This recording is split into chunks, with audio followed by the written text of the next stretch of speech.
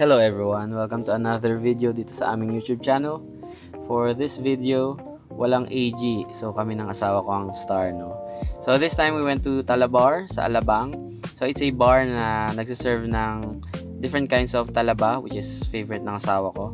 So ayun, again, thank you sa mga staff pala. Muntik na kaming walang makuhang table kasi wala akong reservation. So sayang naman yung biyahe namin kung hindi kami matutuloy. So tinulungan nila kami magka-table and we are very grateful for that.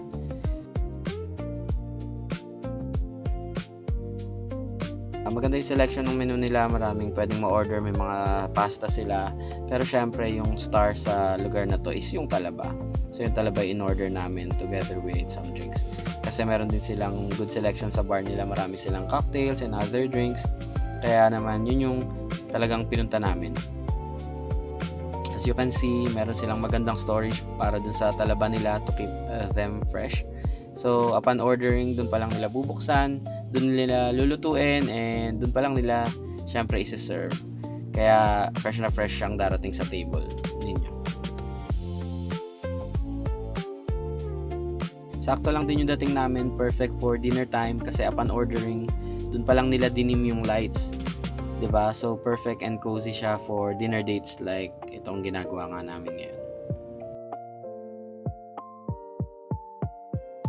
So for our first order, nag-order kami ng pesto pasta. Hindi naman kasi kami gutom na gutom talaga, so sinadya lang namin yung drinks and yung talaba. Pero nag-order na rin kami to try it. So ayan, dumating na rin yung star, which is yung talaba. So this time, umorder yung asawa ko ng iba't ibang klase ng talaba eh. Hindi lang kasi fresh talaba yung meron sila. Meron silang baked talaba, garlic talaba, meron din sila nung may chili. So trinay namin lahat yung yun. Actually okay yung pricing niya kasi parang 60 pesos each siya. So with your 600 pesos meron ka ng 10. Makakatry ka na ng different kinds of their talaba. Actually binigyan pa kami ng free Yakult kapag masyadong marami yung in-order kasi tawag nito, para daw sa tummy yun.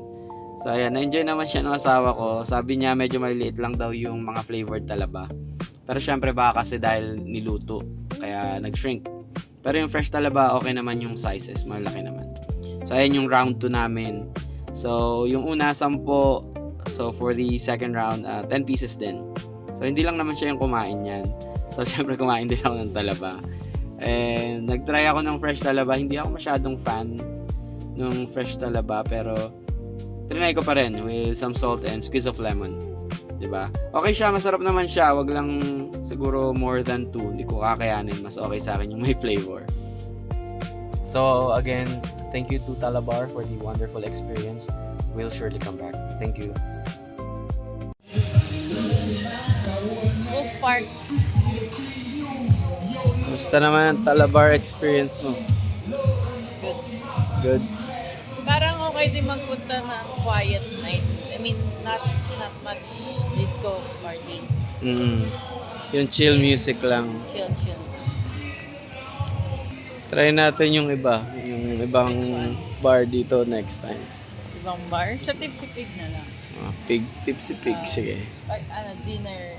Sige. Dinner sa bayan. Pero, okay.